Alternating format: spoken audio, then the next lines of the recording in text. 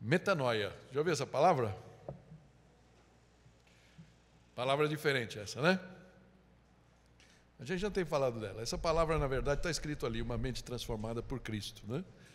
Metanoia é um termo que a gente vai definir um pouco mais para frente, mas ele é muito usado na Bíblia, é um termo do grego, e nós vamos falar um pouco da definição. Segura um pouco a onda, mas eu queria pensar com você algumas coisas aqui, queria perguntar para você. Quero pegar algumas passagens da Bíblia que fazem algumas declarações, e eu queria saber como você se sente com relação a elas, amém? A primeira lá de 2 Crônicas 32:7. Palavras de o rei Ezequias, quando Jerusalém estava sitiada pelos assírios. Sejam fortes e corajosos, não tenham medo, nem se assustem por causa do rei da Síria, nem por causa de toda a multidão que está com ele. Podemos ler junto esse pedacinho azul aí? Dá para ler o azul? Dá, né? Porque conosco está alguém que é maior do que o que está com eles. Amém? Você crê nisso?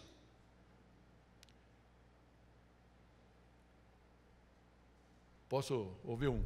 Eu creio? Eu creio. Mateus 12:6, palavra do Senhor Jesus. Eu lhes digo que aqui está o que é maior do que o templo. Amém? Você crê que Jesus é maior do que o templo de Israel ou qualquer templo onde a gente possa cultuar? Amém? Você crê? Posso ouvir um eu creio? Eu creio, tá bom. 1 João 4,4, o João, o discípulo amado de Jesus, ele afirma isso daqui. Podemos ler junto esse? Filhinhos, vocês são de Deus e os venceram, porque aquele que está com vocês é maior do que aquele que está no mundo. Amém? Mais uma vez, você crê? Você crê que o mundo espiritual é maior do que o mundo físico? Que é mais real do que o mundo físico? Amém? Isso pode fazer muita diferença para nós esse ano. E eu queria que a gente encarasse isso de uma forma muito mais precisa. Mas eu quero ainda trazer um outro texto de Jesus, que a gente costuma ler, mas de vez em quando a gente tende a relativizar, porque parece que ele não é verdade para nós. E ele diz assim, palavras de Jesus à mulher samaritana. Jesus respondeu: quem beber desta água terá sede outra vez, mas quem beber da água que eu lhes der, nunca mais terá sede.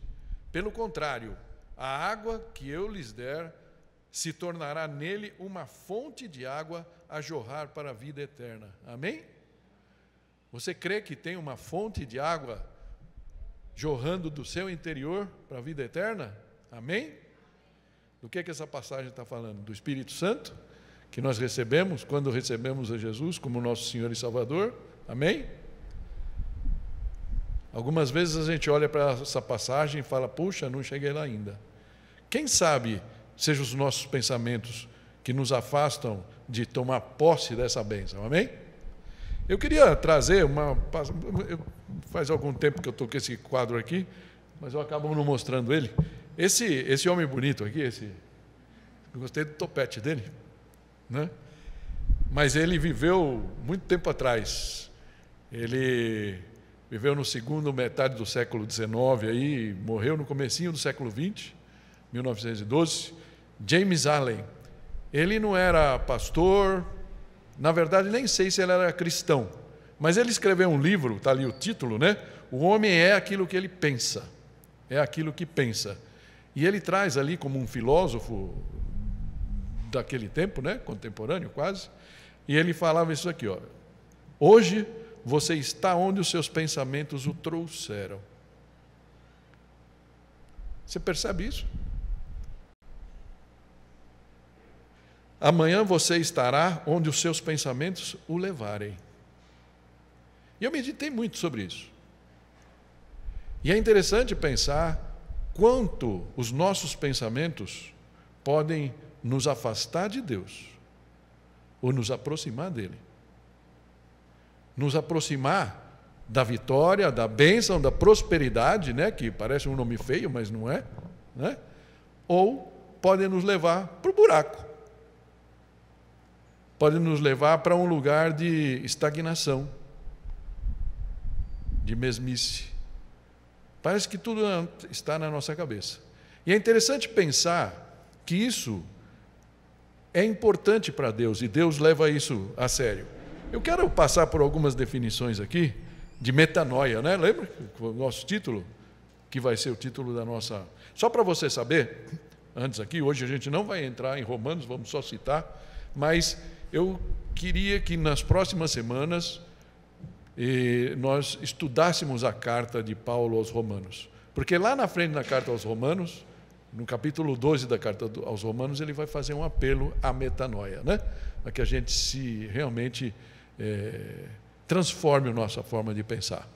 Mas ele fala, posto tudo isso que eu falei nos primeiros 11 capítulos, nós vamos chegar lá. Então eu queria que a gente fizesse esse caminho, porque nós somos muito indisciplinados, né? Não sei se a irmã que nos visita, se ela vem numa tradição mais ferrenha, fervorosa de ler a sua Bíblia ou não, mas eu sei que muitas vezes isso toma um pouco da gente, e eu estava pensando nisso vindo para cá, antes de entrar aqui nas mudanças.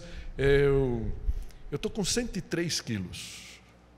103 quilos. Eu subi na balança outro dia, eu tomei um susto.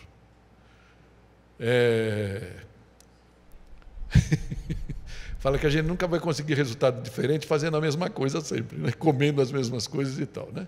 Estou com 103 quilos. E é um absurdo. Eu sei que eu estou correndo risco, né? Então você fala, precisa mudar. Aí estava lá olhando, me sentindo um porquinho ali. Aí entrou um negócio aqui no Instagram, que eu vi um velho saradão lá de cavanhaque, vai ver que você já cruzou com ele lá, fazendo exercícios de cadeira, né? Aí eu vi lá, não sei o quê, comprar um negócio lá para fazer, perder num mês lá, não sei quantos, pôs a meta, fiz tudo bonitinho lá. Acho que foi R$59 ainda. Paguei tudo bonitinho, fiz. Aí, beleza, aí você preenche um questionário, o seu peso, sua idade, se é sedentário ou não, ou seja, todos os dados, e aí no final o cara, você está no risco, né? Está no grupo de risco. Então, bacana. Então, quantas vezes por semana você quer fazer? Fui logo ousado. 3, não, foi 5 vezes durante a semana. Tá, beleza, pus. Aí começou. Primeiro, entrei na cadeira lá, eu pensei que ia fazer de perna, tal. Não, foi só de braço, foi fácil. 15 minutos, tudo bem. Aí, segunda dinâmica era para fazer passos, né? Você já ia acompanhar quantos passos, 1.100 e poucos passos. Eu fiquei meio perdido, não sabia, e na hora eu não podia sair para ir caminhar. Falei, depois eu sigo. Bom, já passaram acho que 4 ou 5 dias. Aí um dia eu ia fazer, todo animado, acabou a luz lá em casa, a gente ficou sem luz. Aí não pegava a internet. Ou seja, será que a gente faz igual com as coisas de Deus? Leitura da Bíblia, por exemplo. Vamos ler a Bíblia esse ano? Tem no YouVersion tem umas coisas muito legais lá, 365 dias, né? É uma coisa que a gente precisa fazer para mudar o nosso pensamento.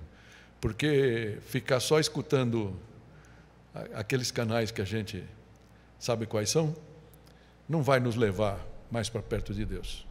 Aliás, tudo que a gente ouve lá é nos tirando de Deus. Não quero entrar nisso aqui, nem tinha me passado pela mente, mas acho que teve duas verdades aí na virada do ano. Dois canais mostraram duas realidades bem diferentes. Uma, aquela que é global, e a outra foi o SBT, que mostrou o show da virada, o culto da virada lá da Lagoinha e tal, né? Então, duas realidades. Qual será que você ficou assistindo? Né? Nenhuma das duas? Eu também não, mas depois eu vi, né? Nem sabia, na verdade. Mas essas coisas que estão no nosso meio. Por isso que metanoia, né? Então, por exemplo, pegando o dicionário aqui do Google, só para não pôr o Aurélio, que eu sempre ponho, fala mais ou menos a mesma coisa, né? O que é metanoia, segundo o Google, segundo o dicionário Oxford aqui? Mudança essencial de pensamento ou de caráter. Mudança de pensamento, mudança de mente. E transformação espiritual. É interessante que eles colocam isso aqui. O Aurélio fala conversão espiritual. Tá? Ok. Mas eu queria trazer algumas passagens para mostrar que isso é importante para Deus. Deus sabe disso e por isso esse termo metanoia do grego é bíblico, né? Ou seja, talvez o lugar onde a gente mais escute isso. Marcos 1 conta para a gente o começo do ministério de Jesus. Até a semana passada, semana retrasada, a gente estava falando do nascimento de Jesus. E é muito bacana pensar, o Emmanuel, Deus conosco. Jesus vai crescendo e aos 30 anos ele começa o ministério dele, ele é batizado. João Batista tinha uma mensagem muito parecida com essa e ele vinha preparando o terreno. Nós vamos falar um pouquinho disso mais para frente. Mas Marcos 1, versículo 14, fala assim: depois que João foi preso, Jesus foi para a Galileia proclamando as boas novas de Deus. O tempo é chegado, dizia ele. O reino de Deus está próximo. E aí ele usa esse termo, arrependam-se e creiam nas boas novas. Amém? Arrependam-se. E o termo aqui, arrependam-se, lógico, vem de metanoia, metanoel que é o verbo, né? Metanoia seria o substantivo e o verbo é esse daqui. Então, é como se Jesus estivesse falando, metanoia, e creiam nas boas novas, creiam no Evangelho, creiam que eu estou aqui, que o reino de Deus está aqui, na sua mão. O reino de Deus está aqui com você. O reino de Deus você pode tocar nele, se você quiser. Por isso que Jesus falava. Mas, como não existe um termo no português, e nem no inglês, porque é a mesma coisa, né? Não existe um outro termo mais parecido. Lembra quando a gente falou de shalom, por exemplo? Que a gente fala paz, né? Mas shalom é muito mais que paz, é uma coisa muito mais profunda. Mais ou menos acontece com esse termo, metanoia. E um dicionário muito antigo, desse nome aqui, que eu nem sei dizer direito, Glentworth Butler, né? Também esse cara foi contemporâneo do James Allen. Só que ele era mais velho, ele viveu 95 anos, ele nasceu em 1821, morreu em 1916, no começo do século passado, né? Mas ele fez muitos estudos, ou seja, livros de dicionários bíblicos e tudo mais. E um desse daqui, análise bíblica, né, por tópicos, ele diz assim, que o significado mais abrangente torna-se necessário para o entendimento da verdadeira dimensão bíblica do processo de metanoia. Tudo bem? Estamos juntos aqui? Ele fala assim, envolve o arrependimento, mas vai além disso. Mais que tristeza, pesar, né? Porque quando a gente pensa em arrependimento, a gente pensa assim, puxa, andei sem Cristo a minha vida inteira, estou quebrando a cara, estou fazendo as coisas na minha força e eu não tenho condição de fazer. Ou seja, percebo, olha onde os meus pensamentos, as minhas decisões me levaram. Então, sim, me dá tristeza. Isso é uma coisa importante para que a gente possa abrir o nosso coração para Jesus, né? Mas ele fala aqui, envolve o arrependimento, mas além disso, mais que tristeza, pesar, ou até mesmo uma mudança comportamental, metanoia sugere um novo estilo de vida baseado na mudança do pensamento. Ou seja, eu penso uma coisa nova e eu mudo o meu comportamento, a minha vida em função disso, né? O conceito de metanoia expressa uma transformação do homem de dentro para fora. Não adianta eu virar crente e comprar a gente vê uma série na televisão que eu vejo assim, o Bam Bam Bam lá, né, que é o Blue Blood chama, né, que é o Tom Selleck, que é um cara que foi o Magnum, lembra disso aí, quando ele era jovem, né? E ele usa uns ternos risco de giz cinza, eu sempre lembro disso aqui, eu brinco aqui com os ternos risco de giz. Eu nem sei se você tem um, desculpa, né? Mas eu sempre, para mim, é aquilo lá. Falo, eu virei crente, então eu vou comprar um terno risco de giz, né? Uma gravata bem bonita, vou comprar uma Bíblia bem grande. Essa daqui não passa no padrão de algumas denominações, né? Precisa ser uma Bíblia maior, assim. E aí, então, externamente, eu fico com cara de crente. Mas como está o meu coração? Metanoia fala justamente disso. Por isso que muitas vezes a gente vê uma pessoa que vem, aceita Jesus, é batizado, mas no dia seguinte, como é que some, né? Parece que vai empurrando com a barriga e as coisas não acontecem, não existe uma transformação, né? E metanoia é justamente isso, né? Então fala que o conceito de metanoia expressa uma transformação do homem de dentro para fora, ou seja, uma mudança que acontece na mente e, consequentemente, muda as atitudes e as ações. Essa é a transformação que o Evangelho de Jesus veio trazer ao homem. Amém? Isso é o que Jesus veio fazer. Jesus não veio apenas pagar os nossos pecados. Jesus veio nos dar vida e vida em abundância. É isso que ele fala. Você consegue sentir isso na sua vida?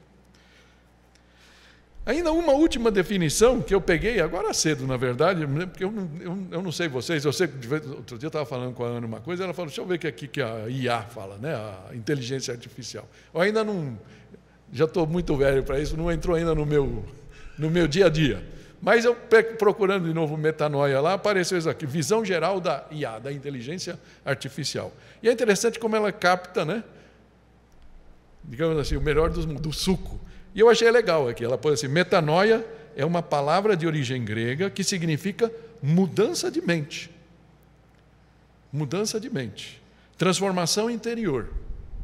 É um processo de mudança de pensamento, atitudes e comportamento que pode envolver uma reconsideração de valores e opiniões. E o que é o Evangelho? O que a gente espera do Evangelho, do efeito do Evangelho na nossa vida? É justamente isso. Amém? Uma mudança de coração, uma mudança de mente, de pensamento.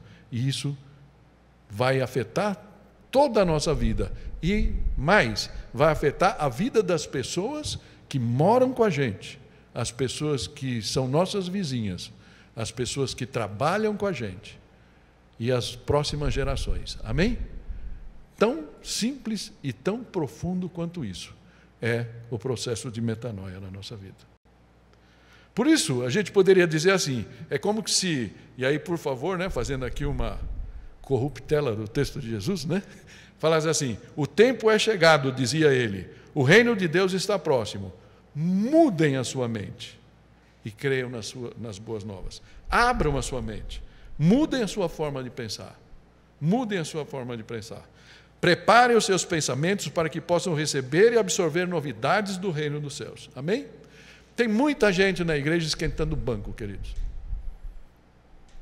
Que quando você vai falar com a pessoa, ó como está, ó dia, ó azar. Os mais velhos vão saber de quem eu estou falando, do Lip and Hardy, mas é um desenho, né? Que falava assim, ó céus, ó, como é difícil, ó, sim, não. Quando nós temos ao nosso alcance. O que fala Salmo 23, 1. O Senhor é meu pastor e nada me faltará. Nada me faltará. Todos os recursos estão à nossa disposição. Amém? Se nós cremos em Jesus. Amém? Então, é uma transformação de mentalidade. E é isso que eu queria que a gente aprendesse. Talvez, não hoje aqui, mas através do estudo da carta aos Romanos, que a gente possa chegar lá em Romanos 12 e falar, hoje eu entendi o que eu preciso ainda mudar na minha vida. Amém? Seguindo um pouquinho aqui, por isso, né, em Atos 2, interessante. Pedro, semanas passadas, poucas semanas, eu na mensagem, aquela pequena mensagem, eu não sei se chegou a você, mas eu mandei uma mensagenzinha no dia 31, lembrando daquela passagem quando está em Lucas 5, quando Jesus está ali na beira do mar da Galileia, ele vai chegando lá e o povo todo em volta dele, e aí ele encontra ali Pedro, seu irmão André e o seu tio Zebedeu com o Tiago e João, que eram seus primos. Eles estão ali voltando de uma noite infrutífera de pesca, muito ruim, né? E eles estão ali lavando as suas redes. Então a gente dá para imaginar que seja um momento de muito sofrimento ali para eles, muita frustração da vida. E aí Jesus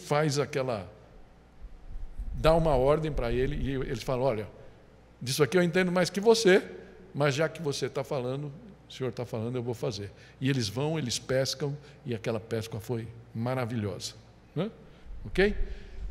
Pedro, naquele momento, é interessante que Pedro chega e fala assim, quando ele percebe que aquela pesca não podia ser normal, não podia ter brotado peixe da noite para o dia ali, né? Ele sabia que aquilo era uma coisa sobrenatural, era a ação de Deus, e, portanto, Jesus era Deus entre nós ali naquele momento, era o Filho de Deus, né? Então, ele se ajoelha diante de Jesus. E ele fala, Senhor, afasta-te de mim, porque sou um homem pecador. Mas esse mesmo, e Jesus naquele momento, como se abraçasse ele ali, e fala, Pedro, não tema, porque você vai deixar de ser um pescador de peixes para se tornar um pescador de homens. E a gente que conhece um pouco da história de Pedro, sabe que ele teve muitos altos e baixos. Negou a Jesus 3 vezes e tudo mais. Mas no final ali, no final não, né? Eu ia falar no final da sua vida, não. No começo do seu ministério, em Atos 2, quando Jesus é ressuscitado, eles ficam ali, eles são, podemos dizer, eles recebem o Espírito Santo ali, o batismo do Espírito Santo. Ele prega, e no final daquela pregação, que pegou todo mundo ali de surpresa, mais de 3.000 pessoas ali, pelo menos se converteram, e ele fala isso aqui que está em Atos 2, versículo 36. E ele fala assim, portanto, que todo Israel fique certo disso. Este Jesus a quem vocês crucificaram, Deus o fez Senhor e Cristo. Amém? Acho que não temos dúvida disso. Mas aí ele fala, quando ouviram isso, os seus corações ficaram aflitos. E eles perguntaram a Pedro e aos apóstolos, irmãos, que faremos? Que faremos? E aí a resposta de Pedro foi muito parecida com a que Jesus vinha pregando e que João Batista também pregava, né? Pedro falou, arrependam-se, metanoia mais uma vez, metanoia, mudem a sua mente, abram a sua mente, o seu coração, e cada um de vocês seja batizado em nome de Jesus, para perdão dos seus pecados, e receberão o dom do Espírito Santo, pois a promessa é para vocês, para seus filhos e para todos os que estão longe, para todos quantos o Senhor e o nosso Deus chamar. Nós temos nos apossado dessa promessa. Alguns amados aqui ainda não têm filhos, alguns têm filhos muito pequenos, como o Theo, mas a promessa, quando a gente recebe, é também para os nossos filhos e para todos aqueles. É a palavra que veio através de Pedro para todos nós. Vamos crer nisso, vamos trabalhar por isso, vamos orar por isso. Ainda mais aqueles entre nós que os filhos estão distantes, que a gente possa crer nessa palavra, nessa ministração. Amém?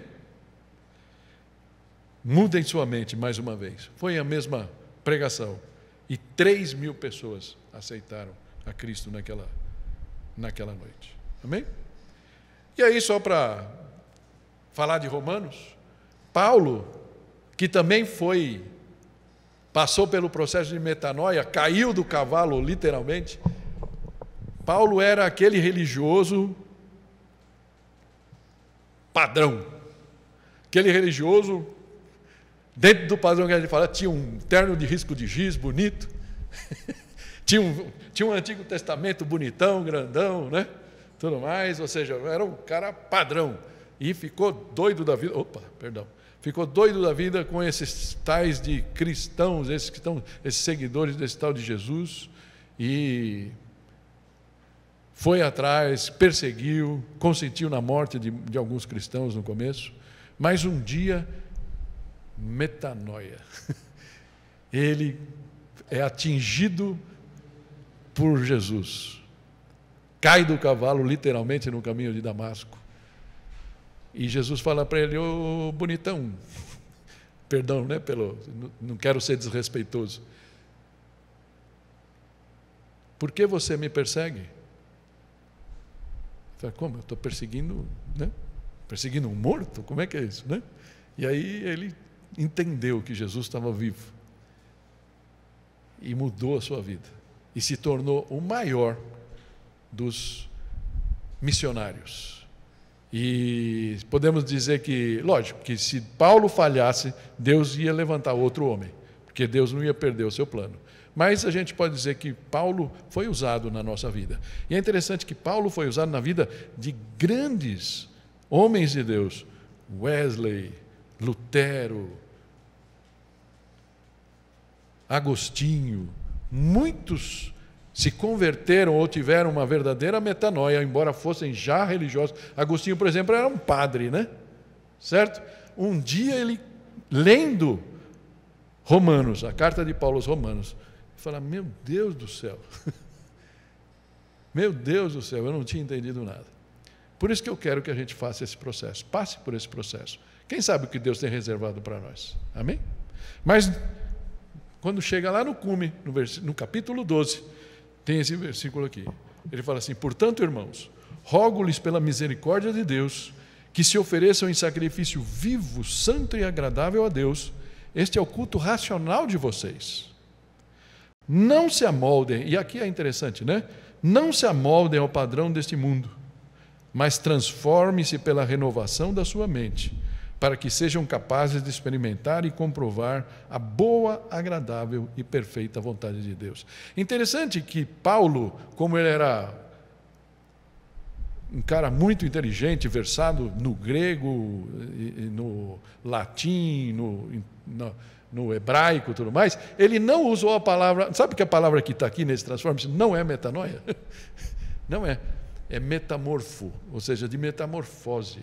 É como se falasse assim: uma vez que você foi metanoiado, uma vez que você já mudou a sua mente, você abriu sua mente, agora o seu proceder tem que acompanhar a sua mente. E isso é um processo diário, gente. Vamos combinar? Lutero usou isso, eu sei que eu já usei várias vezes, mas talvez você nunca tenha escutado. Lutero falou: eu pensei que não, quando eu entrei nas águas do batismo, eu tinha morrido, o antigo Lutero tinha sido morto ali, né? Mas eu percebo a cada dia ele querendo ressuscitar e tomar conta de novo, né? Ele falou: é mais ou menos como a barba. Eu faço hoje, amanhã eu olho no espelho, está de novo aquela barba ali e eu tenho que me barbear novamente. Esse é o nosso processo, amém? Então, mas o que ele está falando aqui? Não se amoldem. Nós vamos estudar isso mais devagar lá na frente, alguns meses para frente. Mas é como se ele falasse: o mundo quer nos colocar num molde. Você tem percebido isso? Será que precisa investir muito? Acho que não, né? O mundo tem um molde hoje, né? E ele quer te colocar. Imagina, a Tomasa faz uns pães lá, ela faz aquele pão, parece uma forminha de pão puma, né? Aquele formato assim. Vocês já compraram alguns pães que ela faz aí para missões, né? E é interessante você ver que o pão você coloca ali, aí ele vai crescendo. Se não tem o molde, ele vai crescer redondo, chatinho, alguma coisa. Mas como ele está no molde, ele vai fazendo assim. A sociedade quer nos fazer isso, quer que a gente seja tudo bonitinho assim, né? Dentro disso, Deus não está nesse molde que o mundo quer colocar, né? É muito importante a gente saber disso. Essas coisas que o mundo está querendo colocar, a gente não cabe Deus ali, porque Deus não cabe no molde. E o convite da metanoia, portanto, é esse, né? Fala assim: não se amoldem ao padrão do mundo. Não se amoldem. Mas transforme-se pela renovação da sua mente, para que sejam capazes de experimentar e comprovar a boa, agradável e perfeita vontade de Deus. Amém? Eu queria terminar já, nessa mensagem bem curta, trazendo algumas afirmações, algumas reflexões, aplicações para a gente pensar, ok? Então, uma mente transformada por Cristo, o que implica? A primeira delas que eu queria que a gente refletisse aqui é: Deus não se satisfaz em apenas perdoar nossos pecados. Ele quer, está faltando um R aí, né? Transformar as nossas vidas. Amém? Você percebe isso? Pouco tempo atrás eu trouxe uma palavra que falava assim: muitos hoje eles não querem ser livres do pecado, eles querem ser livres do inferno. Mas aqueles pecadinhos de estimação que eles fazem, eles não querem se livrar disso. Por isso muitos não querem Deus. Mas a promessa de Jesus é: talvez você ame tanto um pecadinho que você comete, alguma coisa que você está tão acostumada com ela, e você fala, como é que vai ser minha vida sem esse pecado? Jesus está falando, ouse se livrar desse pecado, ouse confessar esse pecado e determinar que você não vai mais precisar dele na sua vida, e eu vou te dar coisas muito maiores e muito melhores, amém? Pode parecer complicado para você nesse momento, mas lembre-se sempre, 1 João 1,9, se confessarmos os nossos pecados, Ele é fiel e justo para nos perdoar dos nossos pecados e nos purificar de toda injustiça. De quem é essa injustiça? Nossa. Ele nos livra da nossa própria injustiça, amém? Ele quer transformar a nossa vida. O segundo diz assim, é necessário que a metanoia ocorra para que uma verdadeira transformação possa ter lugar. E aí uma coisa importante rejeite pensamentos negativos e contrários à sua vontade. Amém? Rejeite. Interessante que Tiago 4, 7, 8, fala assim, podemos ler junto esse versículo aqui? Dá para ler? Não está muito pequeno não, né? Portanto, submetam-se a Deus, resistam ao diabo e ele fugirá de vocês. Aproximem-se de Deus e Ele se aproximará de vocês. Amém? Deixa eu perguntar uma coisa prática para vocês. Como a gente resiste ao diabo?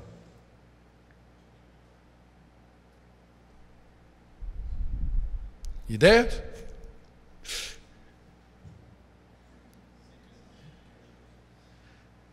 Você conhece algumas passagens aqui da Bíblia que fala, por exemplo, o diabo sopra no teu ouvido. Você não presta. Você acabou de pecar.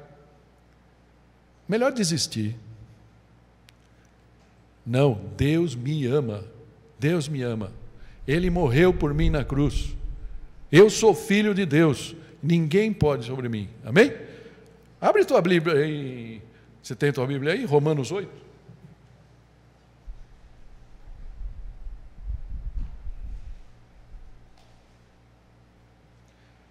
Pode ligar a sua Bíblia também, não tem problema.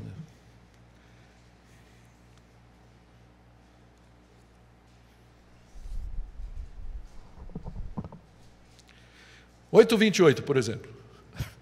Pegando aqui a esmo.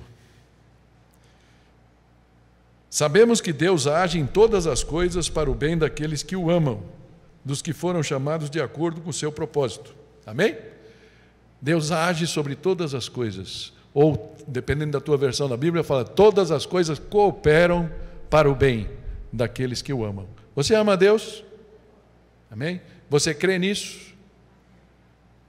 Próxima vez que você estiver passando por uma dificuldade e fala, ai meu Deus, por que Deus está me fazendo fazer isso? Fala, não, eu sei que todas as coisas, Deus age sobre todas as coisas para o meu bem. Se Ele está permitindo que isso está passando na minha vida, Ele tem um porquê. Eu posso não entender ainda, mas eu confio em quem eu tenho crido, amém? Isso é muito importante, é muito importante. O diabo chega para você e fala, você é bagaceira. Você fala, eu sou filho do Altíssimo, Deus me ama, eu fui limpo, eu fui salvo pelo sangue de Jesus, amém? Seguindo aqui um pouquinho, versículo 33, né? Estamos em Romanos 8. Quem fará alguma acusação contra os escolhidos de Deus? É Deus quem os justifica. Quem os condenará? Foi Cristo Jesus que morreu e mais que ressuscitou, está à direita de Deus e também intercedeu por nós. Quem nos separará do amor de Cristo? Será tribulação, ou angústia, ou perseguição, ou fome, ou nudez, ou perigo, ou espada? Em todas essas coisas, versículo 37, somos mais que vencedores por meio daquele que nos amou. Amém? Eu sou mais que vencedor. Você é? Amém? Podemos dizer junto? Eu sou mais que vencedor em Cristo Jesus. Amém? Amém. Próxima vez que o diabo te colocar besteira na cabeça, Eu costumava usar um termo que eu não sei onde aprendi, provavelmente da minha família nordestina, e tinha um amigo no trabalho que ele falava, pô, não sei de onde você tirou, mas eu gosto, né? Caraminholando, não sei, você já ouviu isso alguma vez? Fica caraminholando? Quando você fica caraminholando, quem que fica soprando na tua cabeça? É Deus? A maioria das vezes não. Então é aquele negócio que fala, basta, basta. Eu sou filho, filha de Deus. Ele me ama. Ele morreu por mim. O sangue de Jesus me livrou de todo o pecado. E eu me apego a isso. Amém? Amém. Rejeite pensamentos negativos. Muitas vezes eu, como pastor dessa igreja, escuto de membros da igreja. E muitas vezes na hora, para não ser pesado, na hora você deixa passar, fala, irmão, coitado, mas é para rejeitar. Rejeita todo pensamento negativo, porque não vem de Deus, amém? Ok? Seguindo um pouquinho mais, Romanos 12, 1 e 2, a gente acabou de ler, mostra claramente que a transformação do nosso caráter é uma batalha a ser travada diariamente. Entende isso? Você acorda, levanta a mão quem, quando acorda assim, abre os olhos, tem aquela vontade louca de ler a Bíblia. Quem? Todos?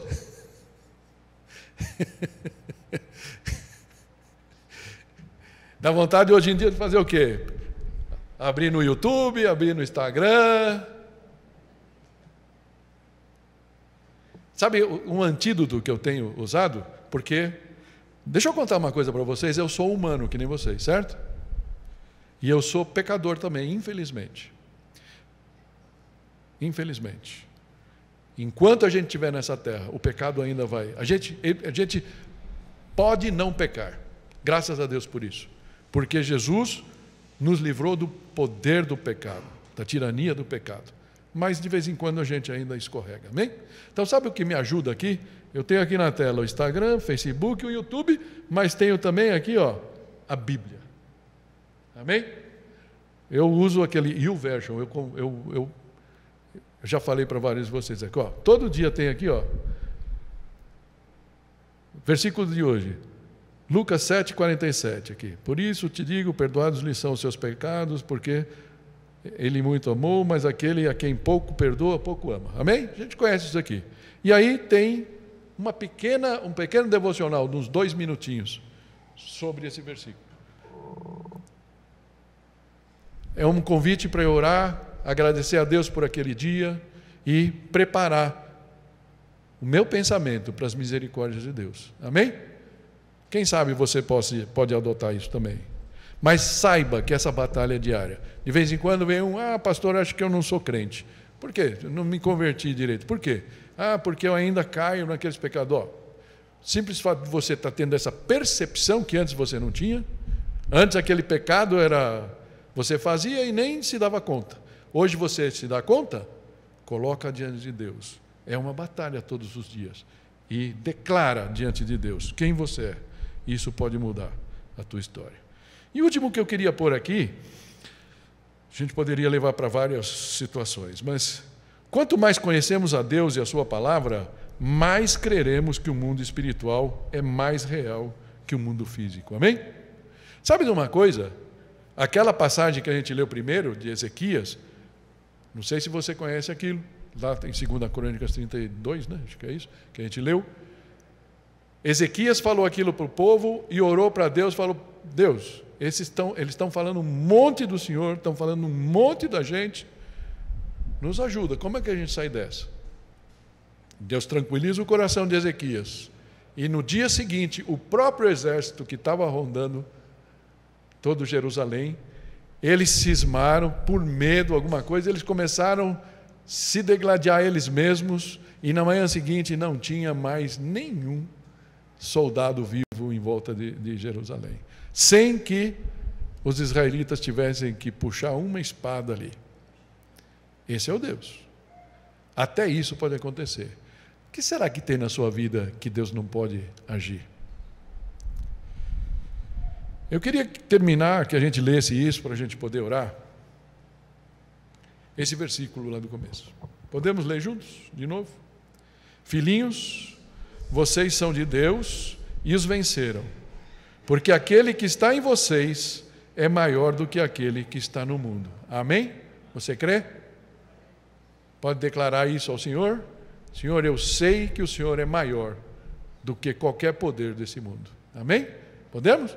Senhor, eu sei que o Senhor é maior do que qualquer poder desse mundo. Fecha teus olhos, vamos orar. Pai Santo, nós te agradecemos, porque o Senhor é um Deus real. O Senhor é um Deus que transforma as nossas vidas. E a todos os meus irmãos aqui, ó Pai, alguns deles certamente viveram essa metanoia, tiveram os seus pensamentos, sua mente mudada e por isso estão aqui, estão firmes na fé, batalhando, Senhor, com muitas dificuldades ainda, mas sabendo, Pai, que do seu interior fluem rios de água viva, como Jesus prometeu. Mas aqueles que estão aqui, ó Pai, que ainda estão numa batalha mais difícil, eu queria pedir em nome de Jesus, Senhor, que o Senhor penetrasse cada coração nesse momento. Que Jesus possa ser colocado, através do Seu Espírito Santo, em cada mente aqui, Senhor. Que eles possam entender que essa luta, essa batalha vale a pena, Senhor. Porque a vitória que pode vir na nossa vida cristã, na nossa vida de fé, antes do momento que nós vamos encontrar pessoalmente com Jesus na eternidade, vale a pena, Senhor. Há muitas pessoas para serem alcançadas. Há muitas obras que o Senhor quer fazer através de cada um aqui, ó Pai. Então nos inspira, nos vocaciona.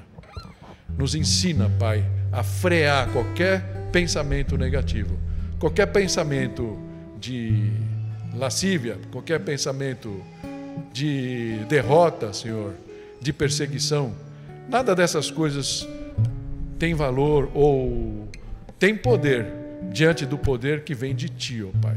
Se o Senhor nos resgatou um dia, se o Senhor abriu o nosso coração para Ti, quem poderá levantar acusação? Quem poderá fazer mal a cada um de nós?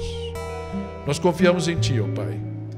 E aqueles aqui, Pai, que ainda não deram esse passo de fé, Senhor, que o Senhor possa preparar esses corações para um dia poderem entrar nas águas. Se Deus quiser, em março, Senhor, nós vamos ter um culto de batismo. Queremos abrir essa possibilidade para aqueles que ainda não deram esse passo, Senhor.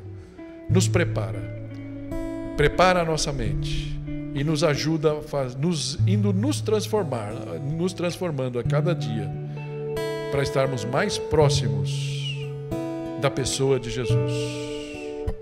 O que Jesus faria no nosso lugar, na nossa vida, que isso seja realmente a nossa preocupação, a nossa meditação. Usa-nos de acordo com a Tua vontade e para a Tua honra e glória. Em nome de Jesus. Amém.